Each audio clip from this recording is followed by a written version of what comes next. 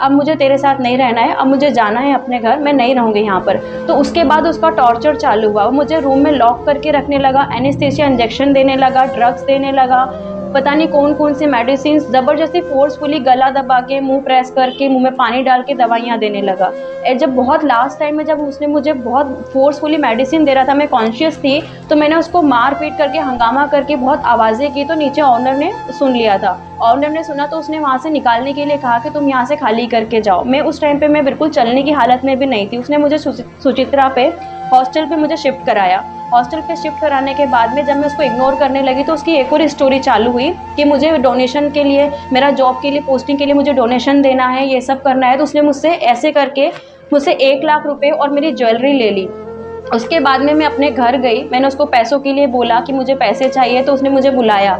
बुला के उसने मुझे रामायण पेट से हाईवे पे मेडचल टोल नाके तक उसने मुझे बहुत मारा। उसके बाद में मेरा फ़ोन तोड़ दिया ताकि मेरे सारे प्रूफ मिट जाए और मुझे छोड़ दिया। रायदुर्गम पीएस में 0 एफआईआर करके कंप्लेंट फाइल की।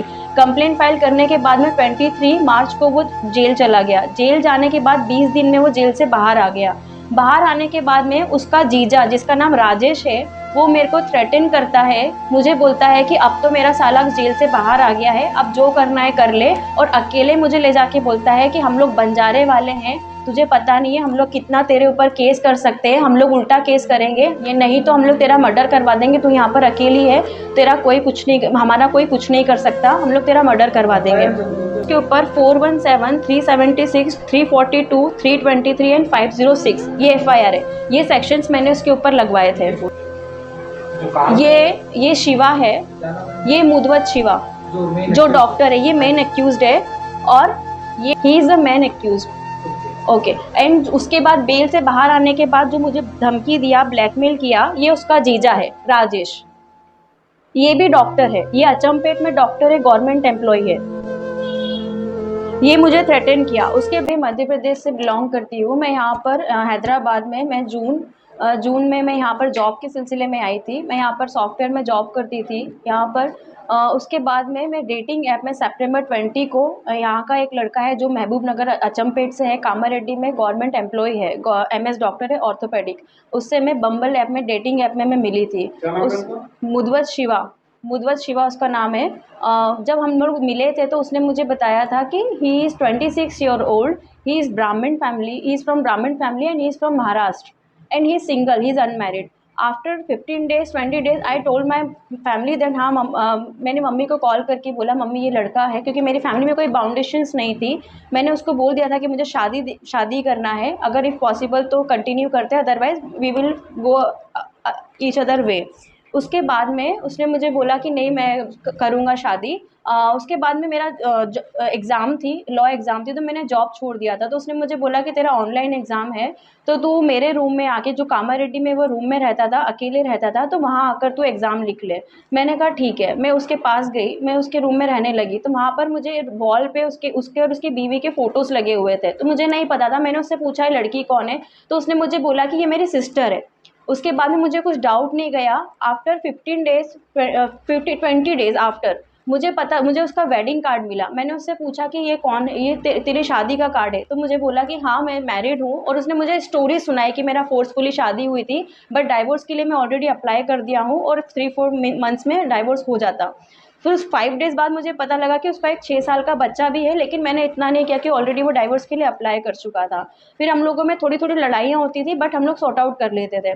उसके बाद 15 डेज़ बाद मुझे पता लगा कि उसका एक 4 महीने का और बच्चा है, जिसके बाद मैंने उसको बोला कि अब मुझे तेरे साथ नहीं रहना है, अब मुझे जाना है अपने घर, मैं नहीं रहूँगी यहाँ पर। तो उसके बाद उसका टॉर्चर चालू हुआ, वो मुझे रूम में लॉक करके रखने लगा, एनेस्थीसिया इंजेक्शन देने लगा, ड्रग्स देने लगा, पता नहीं कौन-कौन सी मेडिसिन्स ज़बरदस्ती फ़ोर्सफुली गला दबा के, मुँह प्रेस करके, मुँह में पानी डाल के दवाइयाँ देने लगा। जब बहुत लास्ट टाइम में जब उसने मुझे बहुत फ़ोर्सफुली मेडिसिन दे रहा था, मैं कॉन्शियस थी, तो मैंने उसको मार-पीट करके, हंगामा करके बहुत आवाज़ें की, तो नीचे ओनर ने सुन लिया था। ओनर ने सुना तो उसने वहाँ से निकालने के लिए कहा कि तुम यहाँ से खाली करके जाओ। मैं उस टाइम पे मैं बिल्कुल चलने की हालत में भी नहीं थी। उसने मुझे सुचित्रा पे हॉस्टल पे मुझे शिफ्ट कराया।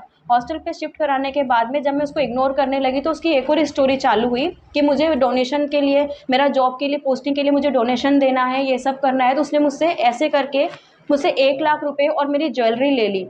उसके बाद में मैं अपने घर गई, मैंने उसको पैसों के लिए बोला कि मुझे पैसे चाहिए, तो उसने मुझे बुला के उसने मुझे रामायण पेट से हाईवे पे मेडचल टोल नाके तक उसने मुझे बहुत मारा। उसके बाद में मेरा फ़ोन तोड़ दिया ताकि मेरे सारे प्रूफ मिट जाए और मुझे छोड़ दिया।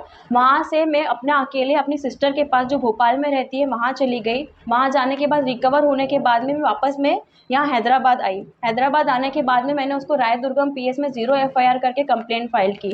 कंप्लेंट फ़ाइल करने के बाद में 23 मार्च को वो जेल चला गया। जेल जाने के बाद 20 दिन में वो जेल से बाहर आ गया।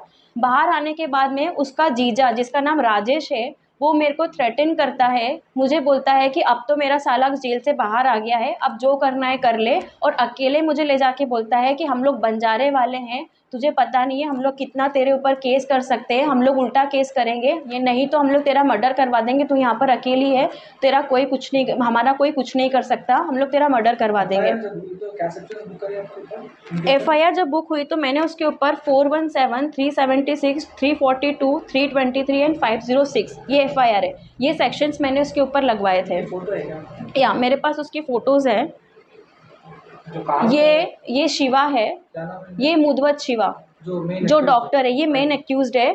और ये इसका जी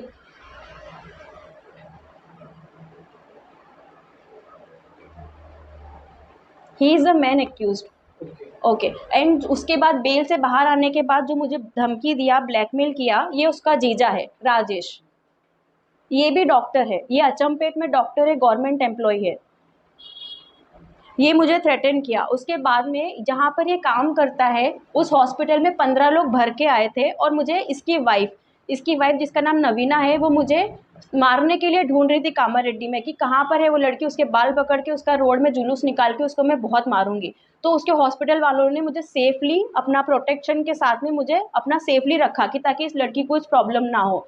उसके बाद में मैंने कंप्लेंट फाइल किया कामारेड्डी पीएस में। उसका जो फादर है वो मेरे पापा वहाँ पे एमपी में कॉल करके बोलते हैं हम लोग एसटी वाले हैं, हम लोग उल्टा केस डालेंगे, चीटिंग केस डालेंगे तुम लोगों के ऊपर। और ये शिवा, मुदवत शिवा, राजेश और उसकी वाइफ, ये तीनों कामारेड्डी पीएस में मेरे अगेंस्ट कंप्लेंट भी फाइल करने गए, चीटिंग का कंप्लेंट उल्टा। लेकिन पीएस वालों ने इनकी कंप्लेंट ली नहीं क्योंकि मेरा केस जेन्युइन है, मुझे पता ही नहीं था कि वो मैरिड है, उन्होंने नहीं लिया। इसकी एक फ्रेंड है, एडवोकेट फ्रेंड है, वो और इसका फादर मिलके मेरे पापा को कॉल करके उल्टा ब्लैकमेल कर रहे हैं कि पूरा खानदान तुम्हारा अंदर चला जाएगा, हम लोग एसटी वाले, हमको अलग से प्रोविज़न मिलता है। और ये वहाँ पे एमपी में ये लोग ज़बरदस्ती, ये लोग वहाँ पर कुछ ना कुछ पॉलिटिकल सपोर्ट लगा के मेरी फैमिली में, मेरे घर में 4-4 अननोन लोग भेज रहे हैं। वहाँ पर किसी को पर्सनली किसी को इन्होंने हायर कर रखा है, मेरी मम्मी को, मेरे पापा को कॉल करके ये लोग केस कॉम्प्रोमाइज़ के लिए धमकी दे रहे हैं। इसलिए मैं अब यहाँ पर मैं चाहती हूँ कि इसका बेल कैंसिलेशन हो जाए और उसको वापस से जेल जाए ताकि वो मुझे फिर से थ्रेटन ना करे। और मैं ये चाहती हूँ कि उसका जो लाइसेंस है वो कैंसिल कर दिया जाए, इसकी डिग्री कैंसिल कर दिया जाए, क्योंकि ये शो ऑफ करके कि ये डॉक्टर है, ये यहाँ पे बच्चे को फंसाता है, ये ट्रैप करता है कि कोई लड़की बाहर से आ रही है मैं उसको ट्रैप करूँ, क्योंकि उसके लिए ईजी हो जाता है उन लड़कियों को इन्फ्लुएंस करना। इसलिए मैं चाहती हूँ, मेरी तेलंगाना गवर्नमेंट से अपील है कि इसका लाइसेंस, उसकी डिग्री सब कैंसिल कर दी जाए। अभी प्राइवेट हॉस्पिटल, कौन से हॉस्पिटल में काम करता है? प्राइवेट हॉस्पिटल में ये लाइफ हॉस्पिटल में काम करता है और कामारेड्डी टाउन डिस्ट्रिक्ट जो हॉस्पिटल है वहाँ पर ये काम करता है एज अ ऑर्थोपेडिक। मैं यहाँ पर तेलंगाना में रह रही हूँ क्योंकि उसको फिर से बेल कैंसिल हो जाए और उसको जेल हो, इसलिए मैं इस सिलसिले में यहाँ पर हूँ। तो ये लोग चाह रहे हैं, इसके जो पर्सनल एडवोकेट है, इसकी फ्रेंड है, ये लोग मेरे फैमिली वालों को थ्रेटन कर रहे हैं कि इसको यहाँ से लेके जाओ, ये मुझे यहाँ पर रहने नहीं दे रहे, अदरवाइज ये बोलते हैं कि you will see your and. तो इसलिए मैं ये आप लोगों से अपील कर रही हूँ, government of Telangana, DGP sir, home minister, मैं आप लोगों से अपील कर रही हूँ कि इसके ऊपर जल्द से जल्द एक्शन लिया जाए, क्योंकि मेरी फैमिली भी जो एमपी में है उन लोगों को भी अपनी जान का खतरा है। मेरे 2 भाई हैं जो कॉलेज जाते हैं, अकेले आना जाना करते हैं, उन लोगों को भी खतरा है।